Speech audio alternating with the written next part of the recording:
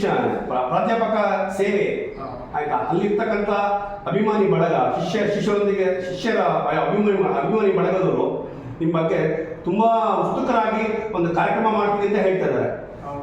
ಆಯ್ತಾ, ಇದೆಲ್ಲ ಒಂದು ಕಾಕತಾಳೀಯ. ಏನಂದ್ರೆ ನಾವು ಯಾವುದು ಅನ್ಕೊಂಡಿರಲಿಲ್ಲ, ನಮ್ಮ ಸತತ ಪ್ರಯತ್ನದಿಂದ ಆಗುತ್ತೆ. ಆದ್ರೆ ನಿಮಗೆ ದೇವರು ಒಂದು 101 ಹೂವು ಜಾಸ್ತಿ ಕೊಟ್ಟಿದ್ದಾನೆ, 100 ಹೂವು ಜಾಸ್ತಿ ಕೊಟ್ಟಿದ್ದಾನೆ. ಆಯ್ತಾ, ನೀವು ಯಾವುದೋ ಒಂದು ಈ ಹಿಂದಿನ ಜನ್ಮದಲ್ಲಿ ಪುಣ್ಯ ಮಾಡಿದ್ದೀರಾ ಅನಿಸ್ತಾ ಇದೆ. ಆಯ್ತಾ, ಇನ್ನು ಮುಂದೆ ಆಯ್ತಾ ನಿಮ್ಮ ಒಂದು ಸಾಧನೆ ಹೇಗಿರುತ್ತೆ? ನನ್ನ ಸಾಧನೆ ಯಾವತ್ತಿಗೂ ಈಗ ನಾನು ಈಗಲೇ ಯಾವ ಉನ್ನತ ಹುದ್ದೆ ಬೇಕಾಗಿದ್ದು ಹೋಗ್ಬೋದು. ಪ್ರೊಫೆಸರ್ 10 ವರ್ಷ ಆಗಿದೆ, ಹಿರಿಯ ಪ್ರಾಧ್ಯಾಪಕರಾಗಿ 1 ವರ್ಷ ಆಗಿದೆ. ನಾನು ಹುದ್ದೆಗಳ ಬಗ್ಗೆ ನನಗೇನು ಅಲ್ಲ, ನಿಮ್ಮ ಒಂದು ಶಿಷ್ಯ ಹೇಳಿದ್ರು ಈಗ ನಮ್ಮ ಸಾರು ವೈಸ್ ಚಾನ್ಸಲರ್ ಆಗ್ಬೇಕು, ಉಪಕುಲಪತಿ ಆಗ್ಬೇಕು ಅಂತ ಒಬ್ಬ ಯಾದಗಿರಿ ಶಿಷ್ಯ ಹೇಳಿದ. ಆಯ್ತಾ, ಎಲ್ಲರ ಕನಸು ಸಹ ಇದೆ. ಅಲ್ಲ, ಅವ್ರು ಹೇಳಿರೋದು ನಿಜಾನೇ. ನಾನು ಈಗಲೇ ಹೋಗ್ಬೇಕು, ನೀವು ಹೋಗ್ಬೇಕು, ಇನ್ನಷ್ಟು ಸೇವೆಗಳನ್ನು ಮಾಡಬೇಕು. ಆಯ್ತು, ವಿಶ್ವವಿದ್ಯಾಲಯದಲ್ಲಿ ನಾನು ಮಾತಾಡೋದಕ್ಕೆ ಅವಕಾಶ ಕೊಟ್ಟೆ. ನಾನು ಈಗಲೇ ಹೋಗ್ಬೋದು, ನಾನು ಕೇಳ್ತಾ ಇದ್ದಾರೆ, ನನ್ನ ಬಯೋಡಾಟ ಕೊಡಿ ಅಂತ ಹೇಳಿ ನನ್ನ ಒಂದು ಬಿಂದು ಬಡಿತಾ ಇದ್ದಾರೆ. ನಾನು ಒಂದು ಇದನ್ನ ನನ್ನ ಕೊಠಡಿ ಬಾಗಿಲು ಬಡಿತಾ ಇದ್ದಾರೆ.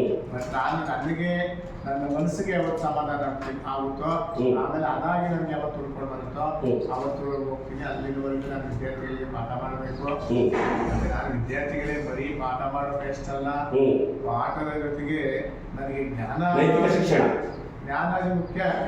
ವಿದ್ಯಾರ್ಥಿಗಳಿಗೆ ಜ್ಞಾನದ ಜೊತೆಗೆ ಮೌಲ್ಯಗಳು ಕೂಡ ಮುಖ್ಯ. ಜ್ಞಾನ ಇದ್ದು ಮೌಲ್ಯಗಳು ಇಲ್ಲದೆ ಇದ್ರೆ ಯಾವುದೇ ಒಂದು ಸ್ಥಾನಕ್ಕೆ ಹೋದ್ರು ವ್ಯಕ್ತ. ಒಬ್ಬ ಮನುಷ್ಯನಿಗೆ ಜ್ಞಾನ ಮುಖ್ಯ, ಜ್ಞಾನದ ಜೊತೆಗೆ ಮೌಲ್ಯಗಳು ಮುಖ್ಯ. ಅವು ಎರಡೂ ಇದ್ದಾಗಲೇ ಒಂದು ಸುಂದರವಾದ ಒಂದು ಸಮಾಜವನ್ನು ಕಟ್ಟೋದಕ್ಕೆ ಸಾಧ್ಯ ಇರುತ್ತೆ. ಅದು ಕೇವಲ ಜ್ಞಾನ ಮಾತ್ರ ಇರುತ್ತೆ, ಅದಕ್ಕೆ ಏನೂ ಅನುಕೂಲ ಇಲ್ಲ. ಅವರಿಗೆ ಒಂದು ದುರಹಂಕಾರ ಇರುತ್ತೆ, ಏನೋ ಇರುತ್ತೆ. ಬಟ್ ನನಗೆ ನನ್ನ 98ರಿಂದ ಇಲ್ಲಿನ ವಿದ್ಯಾರ್ಥಿಗಳಿಗೆ ನಾನು ಪಾಠ ಮಾಡೋದೆಲ್ಲ ನನಗೆ ಅವ್ರು ಇಷ್ಟಪಟ್ಟಿದ್ದಾರೆ. ತುಂಬ ಅವರ ಅಭಿನಂದನಾ ಗ್ರಂಥಕ್ಕೆ ಬರೆದಿರ್ತಕ್ಕಂಥ ಲೇಖನಗಳನ್ನು ಓದಿದಾಗ ನನಗೆ ಈ ಥರ ಇನ್ನೊಂದು ವ್ಯಕ್ತಿತ್ವ ಇದೆ ಅಂತೆಲ್ಲ ಗೊತ್ತೇ ಇಲ್ಲ. ಅಷ್ಟು ಒಂದು ರೀತಿ ನನ್ನ ಅವರ ಒಂದು ಆರಾಧನೆ ಮಾಡಿದ್ದಾರೆ. ಆ ಲೇಖನಗಳನ್ನು ಓದಿದಾಗ ಆ ಗ್ರಂಥ ಪ್ರತಿಯೊಬ್ಬ ವಿದ್ಯಾರ್ಥಿಗಳು ಕೂಡ ಓದಬೇಕಾಗಿದೆ. ಅದು ಒಂದು ರೀತಿ ವಿದ್ಯಾರ್ಥಿಗಳಿಗೆ ದಾರಿ ಆಗುತ್ತೆ. ನಾನು ವಿದ್ಯಾರ್ಥಿಗಳಿಗೆ ಪಾಠದ ಜೊತೆಗೆ ಸಮಯದ ಮಹತ್ವ, ನಾವು ಜೀವನದಲ್ಲಿ ಏನು ಬೇಕಾಗಿಯೂ ನಾವು ಹಣ ಕೊಟ್ಟು ತಗೊಳ್ಬೋದು, ಆದರೆ ಸಮಯವನ್ನು ಮಾತ್ರ ತಗೊಳ್ಳೋಕ್ಕಾಗಲಿಲ್ಲ. ಮತ್ತು ಸಂತೋಷವಾಗಿ ನಾವಿರ್ಬೇಕಂದ್ರೆ ನಾವೇ ಸಂತೋಷವಾಗಿರ್ಬೇಕು ಹೊರತು ನಾವು ಇನ್ನೊಬ್ಬರನ್ನು ನೋಡಿ ನಾವು ಇರೋದಕ್ಕೆ ಸಾಧ್ಯ ಇಲ್ಲ. ಅದು ಕೂಡ ಹಣ ಕೊಟ್ಟು ನಾವು ತಗೊಳ್ಳೋಕ್ಕೆ ಸಾಧ್ಯನೇ ಇಲ್ಲ. ಮತ್ತು ನನ್ನ ಇದರಲ್ಲಿ ನಾನು ಏನೇನು ಸಹಾಯ ಮಾಡಬೇಕು, ಈ ಒಂದು 28 ವರ್ಷಗಳಲ್ಲಿ 14 ವರ್ಷ ನಾನು ಕೋಲಾರ PGMS ಹಾಸ್ಟೆಲ್ ವಾರ್ಡನ್ನ ಕೆಲಸ ಮಾಡಿದ್ದೀನಿ. ತುಂಬ ನನಗೆ ತೃಪ್ತಿ ಇದೆ. ಒಂದು ದಿವಸ ಒಬ್ಬ ವಿದ್ಯಾರ್ಥಿಗಳಿಗೆ ಸಮಸ್ಯೆ ಇದೆ ಕೇಳಿ ಬಂದಿಲ್ಲ. ಮತ್ತು ನನಗೆ ಇದ್ದಂಥ ಒಂದಿದೆ ಅಂದರೆ, ನಾನು ವಿದ್ಯಾರ್ಥಿಗಳಿಗೆ ಓದಕ್ಕೆ ಬಂದಿದ್ದಾರೆ, ಅವ್ರು ಒಳ್ಳೆ ಊಟ ಕೊಡಬೇಕು ಅನ್ನುವಂಥದ್ದೇ ನನಗೆ ಮನಸ್ಸಲ್ಲಿದ್ದಂಥದ್ದು. ಮತ್ತು ಅವ್ರಿಗೆ ನನ್ನ ದುಡ್ಡು 1000 ರೂಪಾಯಿ ನಾನು ಖರ್ಚು ಮಾಡುವ ಧರ್ಮ, ವಿದ್ಯಾರ್ಥಿಗಳ ದುಡ್ಡು 100 ರೂಪಾಯಿ ನಾನು ತಿಂದರು ಅದು ಮೋಸ ಅನ್ನುವಂಥ ಒಂದು ನನ್ನದೇ ಆದಂಥ ಒಂದು ಸಿದ್ಧಾಂತಗಳಿತ್ತು. ಮತ್ತು ವಿದ್ಯಾರ್ಥಿಗಳ ಸಂದರ್ಭ ಬಂದಲ್ಲಿ ಕೂಡ ನಾನು ಒಬ್ಬ ವೇಸ್ಟ್ರಾಗಿ ನಾನು ಯಾವತ್ತಿಗೂ ತಪ್ಪು ಮಾಡಬಾರ್ದು. ನಾನು ತಪ್ಪು ಮಾಡಿದ್ರೆ ಅದಕ್ಕೆ ಕ್ಷಮೆ ಇರಬಾರ್ದು, ಅದಕ್ಕೆ ಶಿಕ್ಷೆ ಇರಬೇಕು ಅಂತೇಳಿ ನಾನು ಭಾವಿಸ್ಕೊಂಡಿರ್ತಕ್ಕಂಥವ್ರು. ಮತ್ತು ನನ್ನ ವಿದ್ಯಾರ್ಥಿಗಳು ತಪ್ಪು ಮಾಡಿದ್ರು ಕೂಡ ಅವರನ್ನು ತಿದ್ದುತ್ತೀನಿ, ಸರಿಯಾದಂಥ ದಾರಿಗೆ ಹೇಳ್ಕೊಂಡು ಹೋಗ್ತೀನಿ, ಎಲ್ಲ ತಂದು ನಿಲ್ಲಿಸ್ತೀನಿ ಅಂತಕ್ಕಂಥ ಒಂದು ವಿಶ್ವಾಸನೂ ಕೂಡ ನನಗಿದೆ. ಅನೇಕ ವಿದ್ಯಾರ್ಥಿಗಳನ್ನು ಕೂಡ ಆ ಥರ ತಂದು ನಿಲ್ಲಿಸಿದ್ದೀನಿ. ನನಗೆ ಈ ಸ್ಥಾನಮಾನ ಇವೆಲ್ಲ ಅದ್ರ ಬಗ್ಗೆ ನನಗೆ ನಂಬಿಕೆಯೂ ಇಲ್ಲ, ಅದ್ರ ಬಗ್ಗೆ ಆಸೆಗಳು ಇಲ್ಲ, ಆಕಾಂಕ್ಷೆಗಳು ಇಲ್ಲ. ನನಗೇನೇನು ಸಿಗಬೇಕೋ ಎಲ್ಲ ಸಿಕ್ಕಿದೆ. ಅದರಿಂದ ನಾನು ಯಾವುದನ್ನು ಬೆನ್ನತ್ತಿ ಹೋಗಿಲ್ಲ. ನನಗೆ ಏನೇನು ಸಿಗಬೇಕು ಎಲ್ಲ ಸಿಗುತ್ತೆ, ಸಿಕ್ಕಿದೆ. ಇನ್ನು ಮುಂದೆ ಏನೇನು ಸಿಗಬೇಕು ಎಲ್ಲವೂ ಸಿಗುತ್ತೆ. ಇದು ಒಂದು ರೀತಿ ಈ ಸಂದರ್ಭ ನಾನು ಹೇಳಿದಾಗ ನನಗನ್ನಿಸಿದಾಗೆ ಇದು ನಾನು ಎಲ್ಲೋ ಒಂದು ಕಡೆ ಬರ್ಕೊಂಡು ಸಾಹಿತ್ಯವನ್ನು ರಚನೆ ಮಾಡಿಕೊಂಡು ಪಾಠವನ್ನು ಮಾಡಿಕೊಂಡು ನನ್ನ ಪಾಡಿಗೆ ನಾನು ಒಂದು ರೀತಿ ಎಲೆಮರೆಯ ಕಾಯಿ ಥರ ಇದ್ದೆ. ಆದರೆ ನನ್ನ ವಿದ್ಯಾರ್ಥಿಗಳು 2024ರಲ್ಲಿ ನಾನು ನಿರ್ದೇಶಕನಾಗಿದ್ದಂಥ ಸಂದರ್ಭದಲ್ಲಿ 6 ತಿಂಗಳು ಸತತವಾಗಿ ನಾನು ಬೇಡಿಕೊಂಡು ಒಂದು ಪುಸ್ತಕ ಬಿಡುಗಡೆ ಮಾಡೋಣ ಅಂತೇಳಿ ಅವರೇ ಪುಸ್ತಕಗಳನ್ನು ಒಂದು ಪುಸ್ತಕ ಅವರೇ ಪ್ರಕಟಣೆ ಮಾಡಿಸಿದ್ರು. ಇನ್ನೊಂದು ಮೈಸೂರಿಂದ ಒಂದು ಪ್ರಕಟಣೆ ಆಯಿತು, ನನ್ನ ಶಿವರಾಮ್ ಕಾರಂತ ಕಾನೂನುಗಳಲ್ಲಿ ರಾಜಕೀಯ ಪ್ರಜ್ಞೆ ಅಂತೇಳಿ. ಆ ವಿದ್ಯಾರ್ಥಿಗಳು ಮಾಹಿತಿ ಕನ್ನಡ ಆಸ್ತಿ ಸಾಹಿತ್ಯ ಅವಲೋಕನ ಅಂತಕ್ಕಂಥ ಅವರೇ ಪ್ರಕಟಣೆ ಮಾಡಿದ್ರು. ನನಗೆ ಇಷ್ಟವಾದಂಥ ಗೆಸ್ಟ್ ಯಾರಿದ್ದಾರೆ ಅವ್ರನ್ನೇ ಇವಾಗ ನನಗೆ ಬಹಳ ಇದು ನಾನು ಒಂದು ರೀತಿ ಆರಾಧನೆ ಮಾಡ್ತಾ ಇದ್ದಂಥವ್ರು ಗುರುರಾಮಚಂದ್ರ ಪರಮೇಶ್ವರು ಅವರನ್ನು ಕರೆಸಬೇಕು ಉದ್ಘಾಟನೆಗೆ ಅಂತ ಹೇಳಿದಾಗ ಅವರು ಬಂದಾಗ ಭಾಳ ಪ್ರೀತಿಯಿಂದ ಬಂದು ನಾನು ಫೋನೇ ಮಾಡಿಲ್ಲ. ಎಲ್ಲೆಲ್ಲಿ ಮುಕುಂದರಾಜ್ ಆಗಿರ್ಬೋದು, ಗಂಗಪ್ಪವ್ರು ಆಗಿರ್ಬೋದು, ಯಾರಿಗೂ ಫೋನ್ ಮಾಡಿಲ್ಲ. ಬಟ್ ಅದೆಲ್ಲ ಒಂದು ಕಡೆ ನನಗೆ ಇವಾಗ ನಾನು ತಪ್ಪಾಡ್ನೇನೋ ಅಂತ ನನಗೆ ಅವ್ರಿಗೆ ತುಂಬ ನೋವಾಗ್ತಾ ಇದೆ. ಒಂದು ಮಾತು ನಾನು ತೆಗಿಬೇಕಾಗಿತ್ತು ಅವ್ರಿಗೆ ಅಂತೇಳಿ ನನಗೆ ಇವತ್ತು ನೋವಾಗ್ತಾ ಇದೆ. ಆದರೆ ಕಾಲ ಮಿಂಚೋಗಿದೆ, ಏನು ಮಾಡೋಕ್ಕಾಗಲ್ಲ. ವಿದ್ಯಾರ್ಥಿಗಳೇ ನನ್ನ ಬಗ್ಗೆ ಅವ್ರಿಗೆ ಇದ್ದಂಥ ಪ್ರೀತಿ, ಅಭಿಮಾನ, ಗೌರವದಿಂದ ಆ ಕಾರ್ಯಕ್ರಮ ಮಾಡಿದ್ರು. ಆ ಕಾರ್ಯಕ್ರಮ 2024 ಮಾರ್ಚಲ್ಲಿ ಆಗಿದ್ದು. ಆಗಾದಂಥ ಕಾರ್ಯಕ್ರಮ ಇದೇ 25 ಮಾರ್ಚಲ್ಲಿ ಆಗ್ತಾ ಇದೆ. ಯಾವುದೋ ಮುಂದುವರೆದ ಭಾಗ. ವಿದ್ಯಾರ್ಥಿಗಳು ಅವತ್ತು ನಾನು ಏನಾದರೂ ಅಷ್ಟು ಸರಿ ಅವ್ರು ಕೇಳಿಕೊಂಡು ನಾನು ಒಪ್ಪಿಗೆ ಬೇಡ ಬೇಡ ಅಂತ ಹೇಳಿದಂತೆ ಅವರು ಏನಾದರೂ ಆಯಿತು ನಾವು ಇಷ್ಟು ಕೇಳ್ತಾ ಇದ್ದೀವಿ ಬೇಡ ಅಂತೇಳಿ ಅವ್ರು ನನಗೆ ಡ್ರಾಪ್ ಆಗಿದ್ದರೆ ಇವತ್ತು ಈ ಕಾರ್ಯಕ್ರಮ ಆಗ್ತಾನಿರಲಿಲ್ಲ. ಆಮೇಲೆ ನನ್ನ ಬರವಣಿಗೆ ಸಮಗ್ರ ಸಾಹಿತ್ಯ ಸುಮಾರು 780 ಪುಟಗಳು ಆಗಿದೆ. ಅದು ಮೈಸೂರಿಂದ ಬರ್ತಾ ಇದೆ ಈಗ. ಅದು ನನಗೆ ಇಷ್ಟು ಬರೆದಿದ್ದೀನಿ ಅಂತ ನನಗೆ ಗೊತ್ತಿಲ್ಲ. ಬರೆದು ಬರೆದಿದ್ದೀನಿ, ಪ್ರಶ್ನೆ ಆಗಿದೆ, ಇದಕ್ಕೆ ಇದರಲ್ಲೇ ನಾನು ಅಷ್ಟೇ ಬೇಕಾಗಿದ್ದೀನಿ. ಇವತ್ತೆಲ್ಲ ನನ್ನ ಬರವಣಿಗೆ ಲೇಖನಗಳು 12 ವಿದ್ಯಾರ್ಥಿಗಳ ಮಾರ್ಗದರ್ಶನದಲ್ಲಿ PhD ಪಡ್ಕೊಂಡಿದ್ದಾರೆ. ಇನ್ನೂ 4 ವಿದ್ಯಾರ್ಥಿಗಳೆಲ್ಲ ಸಬ್ಮಿಷನ್ ಮಾಡ್ತಾ ಇದ್ದಾರೆ. ಅವ್ರು ರೀಸೆಂಟಾಗಿ ಅವ್ರು ಕೂಡ PhD ಪದವಿ ಸಿಗುತ್ತೆ. ನನಗೆ ನನ್ನ ವಿದ್ಯಾರ್ಥಿಗಳು 98ರಿಂದ ವಿದ್ಯಾರ್ಥಿಗಳು ನನ್ನ ತುಂಬ ಇಷ್ಟಪಡ್ತಾ ಇದ್ದಾರೆ. ನಾನೇನು ಈಗಂತೇನಲ್ಲ, ತುಂಬ ಇಷ್ಟಪಡ್ತಾ ಇದ್ದಾರೆ. ಬಟ್ ಈಗ 2025 ಮುಗಿಸ್ಕೊಂಡಂಥ ವಿದ್ಯಾರ್ಥಿಗಳು ಎಲ್ಲ ವರ್ಷಗಳ ವಿದ್ಯಾರ್ಥಿಗಳು ಕೂಡ ನನಗೆ ಒಂದು ಸ್ಮರಣೀಯವಾಗಿದೆ. ಈಗ 25ರಲ್ಲಿ ಮುಗಿಸ್ಕೊಳ್ಳೋ ವಿದ್ಯಾರ್ಥಿಗಳ ಒಂದು ಬ್ಯಾಚ್ ಒಂದು ಅವಿಸ್ ನಡೆಯುವಾಗಿರ್ತಕ್ಕಂಥದ್ದು. ಅವರು ಹಾಕಿದಂಥ ಮೆಸೇಜ್ಗಳು ಬಿಟ್ಟು ಹೋಗುವಾಗ ಸಾಧನೆ ಬಿಟ್ಟು ನಾವು ಹೋಗೋಕ್ಕೆ ಇಷ್ಟ ಇಲ್ಲ, ಏನು ಮಾಡಬೇಕು, ನಾವು ಹೋಗಲೇಬೇಕು 2 ವರ್ಷ ಮುಂದೆ. ಆದರೆ ನೀವು ಪಾಠ ಹೇಳಿದ್ರಿ, ಆ ಪಾಠನೂ ಮರೆಯಲ್ಲ ನಾವು. ಹಾಗೆ ಜೀವನದ ಪಾಠ ಹೇಳಿದ್ರಿ, ಅದನ್ನು ಮರೆಯಲ್ಲ. ಮೌಲ್ಯಗಳು ಹೇಳಿದ್ರಿ, ಅದನ್ನು ಮರೆಯಲ್ಲ. ಅವೆಲ್ಲವನ್ನು ಕೂಡ ನಾವು ಜೀವನದಲ್ಲಿ ಮಾಡಿಸ್ತೀವಿ. ಸೊ ನಿಮ್ಮನ್ನು ಹಾಗೆ ಹೋಗ್ತಾ ಇಲ್ಲ ಸರ್ ಕನ್ನಡ ಕೇಂದ್ರದಿಂದ. ನಿಮ್ಮನ್ನು ನಮ್ಮ ಹೃದಯಗಳಲ್ಲಿ ಇಟ್ಕೊಂಡು ಹೋಗ್ತಾ ಇದ್ದೀವಿ. ಬಟ್ ಅದು ಆ ಮೆಸೇಜಿಗೆ ನೋಡಿದ್ರೆ ನನಗೆ ತುಂಬ ಎಮೋಷ್ನಲ್ ಆದ. ಆ ಥರ ಯಾಕಂದರೆ ಯಾರಿಗೂ ಆ ಥರ ಅಷ್ಟು ಪ್ರೀತಿ ತೋರಿಸೋದಕ್ಕೆ ಸಾಧ್ಯತೆ ಇಲ್ಲ. ಹಾಗೆ ಸೊ ಏನೆಲ್ಲೋ ಅಂದ್ಕೊಂಡು ಒಬ್ಬ ಕುರಿ ಮೇಕೆ ಮೇಸ್ಕೈಗೆ ತಗೋಬೇಕು ವ್ಯಕ್ತಿಗೆ ಇಂಥ ಗೌರವ ಸಿಗುತ್ತೆ ಅಂತ ಹೇಳಿದ್ರೆ ನನಗೆ ನಂಬಕ್ಕೆ ಆಗ್ತಾ ಇಲ್ಲ. ಯಾವುದೇ ಒಂದು ನನಗೆ ಸಾಧಕೋರು ಕೂಡ ನಾನು ಹಿಂದಿನ ಹೆಜ್ಜೆ ಗುರುತಿರೋದನ್ನು ಮಾತ್ರ ಬರೆಯೋಲ್ಲ.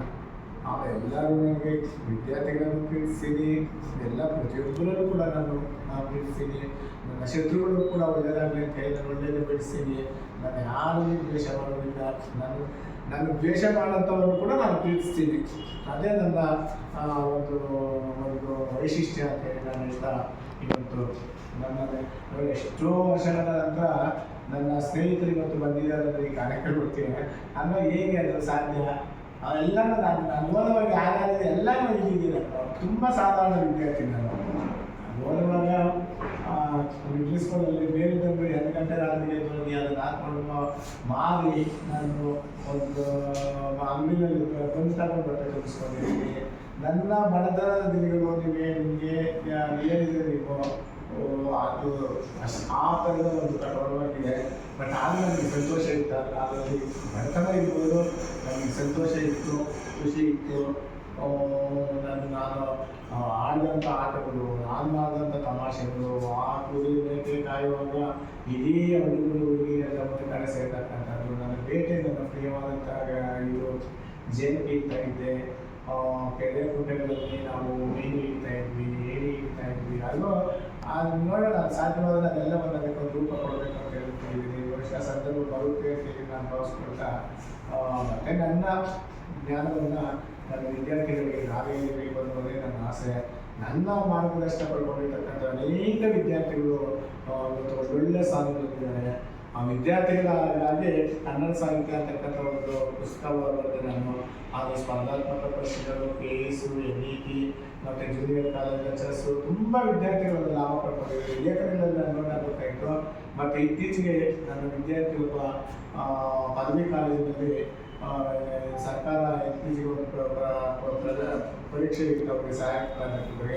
ಅವರು ಒಬ್ಬ ರಿಸರ್ವೇಷನ್ ವಿದ್ಯಾರ್ಥಿ ಒಂದು ಸ್ಟೇಟ್ಗೆ 13ನೇ ರ್ಯಾಂಕ್ ಪಡ್ಕೊಂಡು ಒಂದು ಜನರಲ್ ಮೆಡಿಕಲ್ ಸೆಲೆಕ್ಟ್ ಆದ. ಅವನಂತೂ ನನಗೆ ಒಂದು ರೀತಿ ಆರಾಧನೆ ಮಾಡ್ದ. ಫೋನ್ ಮಾಡಿದ್ರೆ ನನಗೆ ಇರೋದೇ ಇಲ್ಲ, ನನ್ನ ಎಲ್ಲ ಸಾಧನೆಗಳು ಸ್ಫೂರ್ತಿ ಮೇಯಿಸ್ತೈತೆ ಬರ್ಕೊಂಡು ಲೇಖನ ಬಂದಾಗ ನನಗೆ ಗೊತ್ತಾಗುತ್ತೆ. ಅದರಿಂದ ಖುಷಿ ಆಗುತ್ತೆ. ನನಗೆ ಈ ಸಮಾಜ ಏನು ಕೊಡ್ತು ಅಂತೇಳಿ ನಾನು ಯೋಚನೆ ಮಾಡಲ್ಲ, ಈ ಸಮಾಜಕ್ಕೆ ನಾನು ಏನು ಕೊಡ್ತೇನೆ ಅಂತೇಳಿ ನಾನು ಯೋಚನೆ ಮಾಡ್ತೀನಿ. ಮತ್ತು ಅದೇ ಥರ ಅನೇಕ ವಿದ್ಯಾರ್ಥಿಗಳು ಎಲ್ಲ ಸ್ಥಾನಗಳಲ್ಲಿದ್ದಾರೆ. ನನಗೆ ಅದನ್ನು ನೋಡಿದ್ರೆ ಖುಷಿ ಆಗುತ್ತೆ. ಹಾಗೆ ನಾನು ಯಾವತ್ತೂ ಕೂಡ ವಿದ್ಯಾರ್ಥಿಗಳ ಶ್ರೇಯಸ್ಸನ್ನು ಬಯಸ್ತಕ್ಕಂಥದ್ದು, ಅವಾಗೆಲ್ಲ ಒಳ್ಳೆಯದಾಗಲಿ. ನನ್ನ ಹೊಟ್ಟೆ ತುಂಬಿದೆ ಅಷ್ಟಕ್ಕೆ ನಾನು ಸೀಮಿತ ಆಗಬಾರ್ದು, ಅವರ ಹೊಟ್ಟೆಯನ್ನು ಕೂಡ ತುಂಬಬೇಕು ಅನ್ನುವಂಥದ್ದೇ ನನ್ನ ಆಸೆ. ಆದ್ದರಿಂದ ನಾನು ಕ್ಲಾಸ್ಗಳಲ್ಲಿ ಅವ್ರಿಗೆ ಎಂತೆಂಥ ಉದಾಹರಣೆ ಕೊಡ್ತಾ ಇದ್ದಂದರೆ, ಒಬ್ಬ ದೈಹಿಕ ಆಗಿರ್ತಕ್ಕಂಥವ್ರ AS ಮಾಡ್ತಾರೆ, ನೀವು ಯಾಕೆ ಮಾಡೋಕ್ಕಾಗಲ್ಲ? ಒಬ್ಬ ಹ್ಯಾಂಡಿಕ್ಯಾಪ್ ಆಗಿರ್ತಕ್ಕಂಥವ್ರ AS ಮಾಡ್ತಾರೆ, ನೀವು ಯಾಕೆ ಮಾಡೋಕ್ಕಾಗಲ್ಲ? ಆಮೇಲೆ ಅಲ್ಲೋ ಒಂದು ಆಕಾಶದ ಎತ್ತರದಲ್ಲಿ ಒಂದು ಮರ ಇರುತ್ತೆ, ಆ ಮರದಲ್ಲಿ ಒಂದು ಪುಟ್ಟ ಪಕ್ಷಿ ಗೂಡು ಕಟ್ಟಿ ಅದನ್ನ ಮೊಟ್ಟೆ ಇಟ್ಟು ಮರಿ ಮಾಡಿ ಆ ಮರಿನ ಅದು ರೆಕ್ಕೆ ಪುಕ್ಕ ಬರೋವರೆಗೂ ಅಷ್ಟೇ ಅದಕ್ಕೆ ಕೆಲಸ. ಆಮೇಲೆ ಆ ಮರಿ ಕೊಂಬೆಯಿಂದ ಕೊಂಬೆಗೆ ಹಾಲ್ಕೊಂಡು ಅದು ಕೆಳಗಡೆ ಬಂದು ಯಾರು ಕಲಿಸಿದ್ದಾರೆ? ಮಕ್ಕಳಿಗೆಲ್ಲ ಕಲಿಸಿರೋ ನಲಿಯೋದು ಎಲ್ಲ ಯಾರು ಏನಿದ್ದಾರೆ? ಅಷ್ಟು ಆಕಾಶ ಒಂದು ಮರದಿಂದ ಕೊಂಬೆಯಿಂದ ಕೊಂಬೆಗೆ ಬಂದು ತನ್ನ ಆಹಾರವನ್ನು ತಾನೇ ಸಂಪಾದನೆ ಮಾಡಿಕೊಂಡು ತಾನೇ ಬದುಕನ್ನು ಕಟ್ಕೊಳ್ಳುವಂಥ ಒಂದು ಸ್ವತಂತ್ರ ಸ್ವತಂತ್ರ ಪಕ್ಷಿಯಾಗಿ ಅದು ರೂಪುಗೊಳ್ಳುತ್ತೆ. ಅದನ್ನು ನನ್ನ ವಿದ್ಯಾರ್ಥಿಗಳಿಗೆ ನಾನು ಹೇಳ್ತಕ್ಕಂಥದ್ದು ಅವ್ರಿಗೆ ಗೊತ್ತಿರಲ್ಲ. ನಾನು ಮೌಲ್ಯಗಳ ಬಗ್ಗೆ ಎಲ್ಲ ಬಹಳ ಒಂದು ಗಂಭೀರವಾಗಿ ಇವತ್ತು ಏನು ಈ ಸಮಾಜ ಹೀಗಾಗ್ತಾ ಇದೆ ಅಂತಕ್ಕಂಥದ್ದು, ಆ ಮಕ್ಕಳು ತಂದೆ ತಾಯಿ ಮಾತು ಕೇಳ್ತಾ ಇಲ್ಲ, ಹಣ ಇದೆ ಆದರೆ ನೆಮ್ಮದಿ ಇಲ್ಲ, ಸಂತೋಷ ಇಲ್ಲ. ಹಣನೇ ಮತ್ತು ಇದು ಆಸ್ತಿನೇ ಮುಖ್ಯ ಅಂತ ಹೇಳಿದರೆ ಇವತ್ತು ಸಾವಿರಾರು ಕೋಟಿಗಳು ಕೆಟ್ಟರಿದ್ದಾರೆ ಅಂತ ಹೇಳ್ತಾ ಇದ್ರು. ಎಲ್ಲವೂ ಸುಳ್ಳು. ಗುಡಿಸಲಲ್ಲಿ ವಾಸ ಮಾಡ್ತಾ ಇರ್ತಕ್ಕಂಥವ್ರು ಅವನಿಗೆ ಇರುವಷ್ಟು ಆನಂದ ಸಂತೋಷ ಅಂತಕ್ಕಂಥದ್ದು ಒಬ್ಬ ಸಾವಿರಾರು ಕೋಟಿ ಇರ್ತಕ್ಕಂಥ ವ್ಯಕ್ತಿಗೆ ಇಲ್ಲ. ಅವನಿಗೆ ಸರಿಯಾಗಿ ನಿದ್ದೆ ಇಲ್ಲಲ್ಲ, ಆಹಾರ ಇವಾಗಲ್ಲ, ಅನ್ಕೊಂಡು ರಿಸ್ಟ್ರಿಕ್ಷನ್ಸು ಎಷ್ಟು ಮಾತ್ರೆಗೆ ತಗೊಳ್ತಾ ಇದ್ದಾರೆ. ಏನು ಜೀವನ ಅಂದರೆ ಹೇಳಿದ್ದೀವಿ, ಜೀವನ ಅಂದರೆ ಏನು? ಹಣನ ಅಥವಾ ಆಸ್ತಿನ? ಖಂಡಿತ ಅದೆಲ್ಲ ಸುಳ್ಳು. ನಾವು ಬೇಕು ಮನುಷ್ಯನಿಗೆ ಅದು ಎಷ್ಟು ಬೇಕೋ ಅಷ್ಟೇ ಬೇಕು, ಆಸೆ ಇರಬೇಕು ಹೊರತು ದುರಾಸೆ ಇರಬಾರ್ದು ಎಲ್ಲ.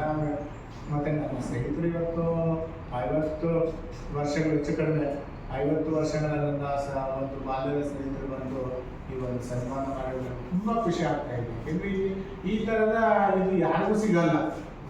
ಆಮೇಲೆ ನನ್ನ ಒಂದು ಸರಳತೆ ಸಜ್ಜನಿಕೆ ಅಂತಕ್ಕಂಥದ್ದೇ ಇವತ್ತು ನನಗೆ ಇಷ್ಟೊಂದು ವಿದ್ಯಾರ್ಥಿಗಳಲ್ಲಿ ಪ್ರೀತಿ ಉಟ್ಕೊಳ್ಳೋದಕ್ಕೆ ನನ್ನ ವ್ಯಕ್ತಿತ್ವನೂ ಕೂಡ ಕಾರಣ. ಮತ್ತು ಇಲ್ಲಿ ನಾನು ಮುಖ್ಯವಾಗಿ ನನ್ನ ತಾಯಿಯನ್ನು ಸ್ಮರಿಸ್ಕೊಳ್ಬೇಕು. ಅವರು ಕಷ್ಟದಲ್ಲಿರೋರಿಗೆ ಸಹಾಯ ಮಾಡು. ನೀನು ಒಬ್ಬ ಊಟ ಮಾಡ್ತಕ್ಕಂಥದ್ದು 10 ಜನ ಮಾಡ್ಬೋದು, 10 ಜನ ಮಾಡೋದು